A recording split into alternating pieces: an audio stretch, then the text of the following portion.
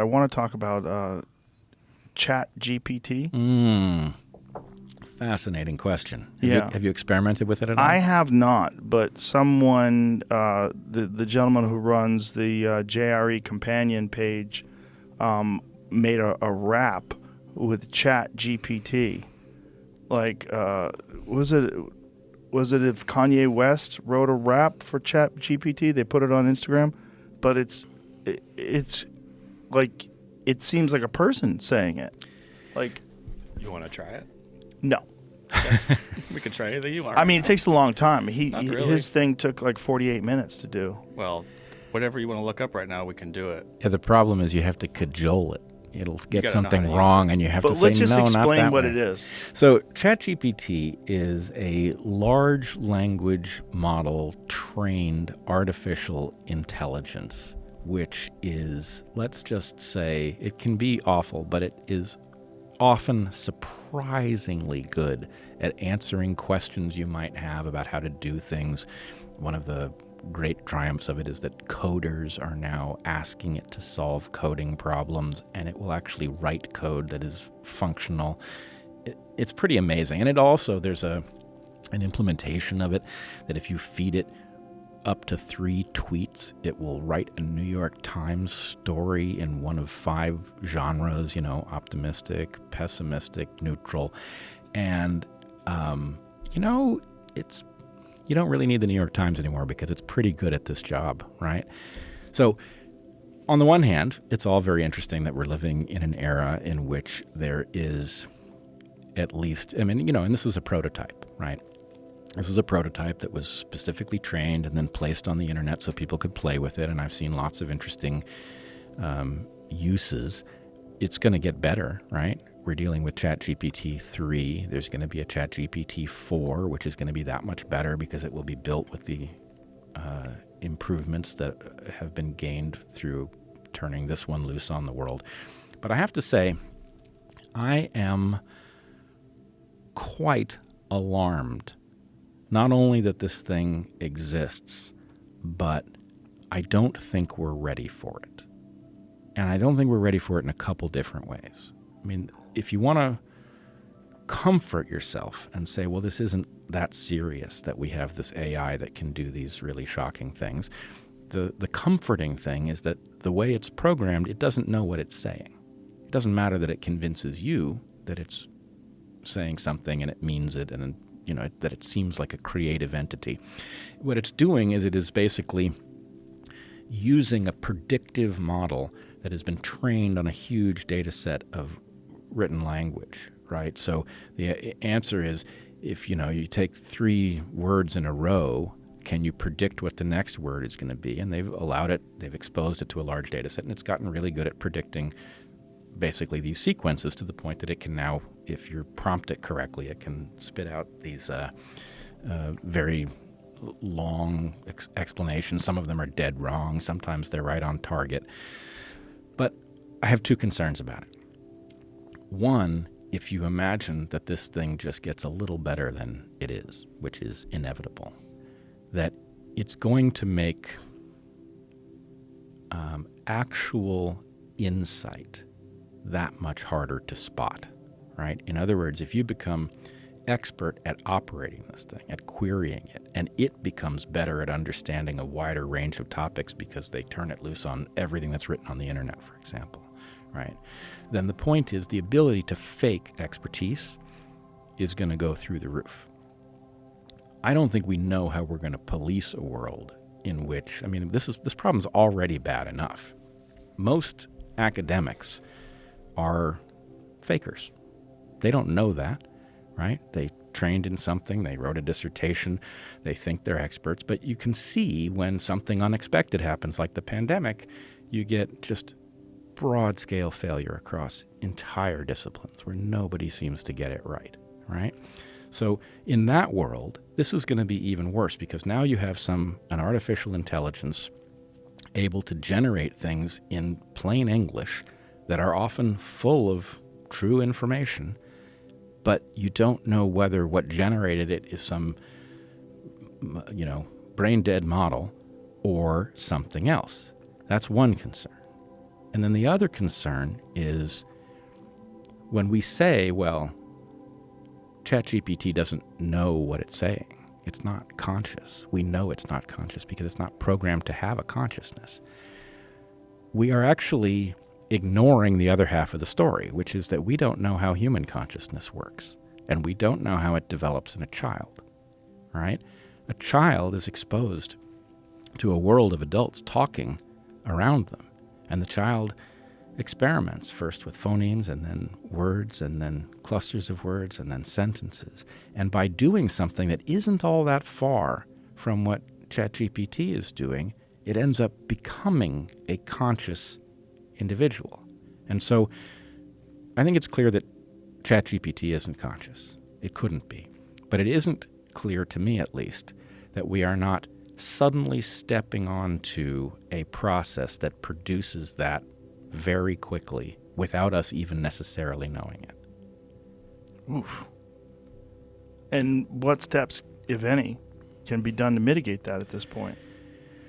Well, it's interesting. I I wrote a paper, which I never published anywhere, in, I think, 2016 about this very issue. In fact, I used basically the argument that you could attain artificial general intelligence by imbuing computers with a childlike play environment for language and then exposing them to a huge data set, which is not exactly what's happened here, but it's in the ballpark. And I would argue, and I did argue, that one needs to build an architecture in which this can't get away from you, right? And so the architecture that I advocate for is actually a metamorphosis architecture, where metamorphosis is not allowed. It is an affirmative choice of humans. So in other words, if you think about, let's say that we developed some artificial frogs to do some job, to clear some waterway of something, and we imbued them with an intelligence so that they could learn to clear the waterway better, but we worried that they might learn to do something that we don't want them to do, and that we would have no way of arresting it once these frogs were released in the wild and capable of producing more of themselves. But if what you say is, well, at the point at which you go from a tadpole to a frog, you have to ask us if you can go, right? There's no automatic transition from a tadpole to a frog. There are still dangers, right? In the case of GPT chat, I think some of the artificial intelligence existential risk folks would tell you that one of the dangers is that the chat AI could convince you to do its bidding, right?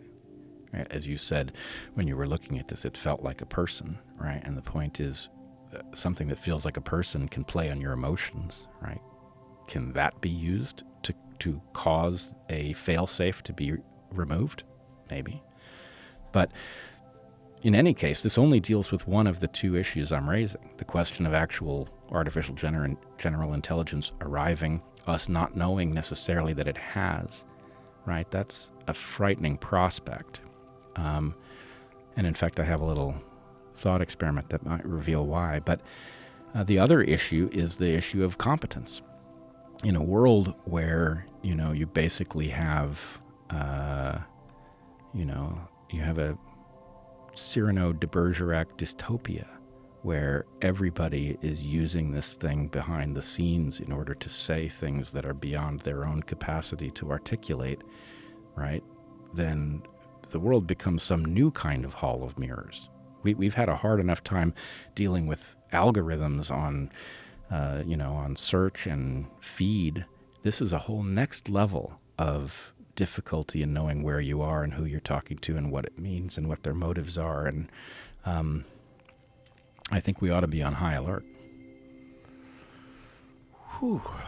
When you extrapolate, when you look at what this does and what it's capable of, and what scares people is something that seems to be a person, but doesn't have any emotion, doesn't have any soul. It's not us, but it behaves exactly as us. And then you can put it in a physical entity.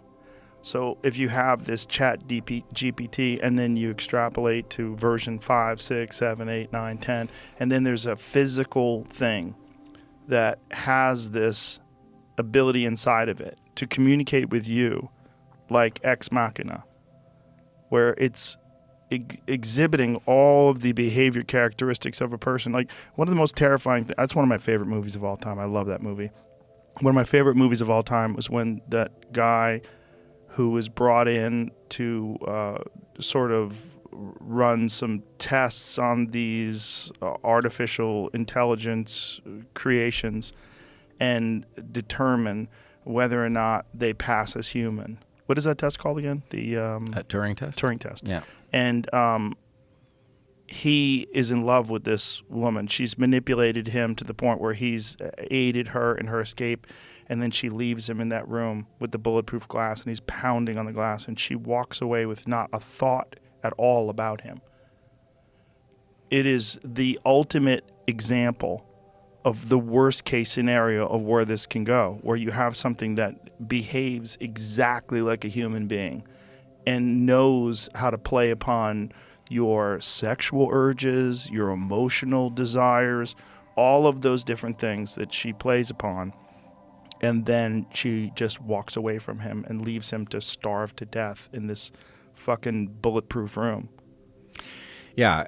And, you know, I'm now recalling the film, and it's done very well because it manipulates you passively in your seat. Yes. Right, as it manipulates this character on the screen. And so you are betrayed too. Yes. In this. You want to believe that it's emotional, and it has none of that. You feel bad for this woman, what Right. you think is a woman, who is contained. And, you know, when she's saying to him when the power goes out, don't trust him. And then, you know, the power comes back on. She behaves normally again. You're like, oh, my God. Like, she's trapped. Right. Like, this poor creature, they've made a person, essentially. And she has these thoughts and hopes and dreams, just like a regular person. But now she's trapped, and he falls in love with her. And even though he's seen her in her robot form, when she puts skin on and when she puts clothes on, when she's in front of him, he's in love with her.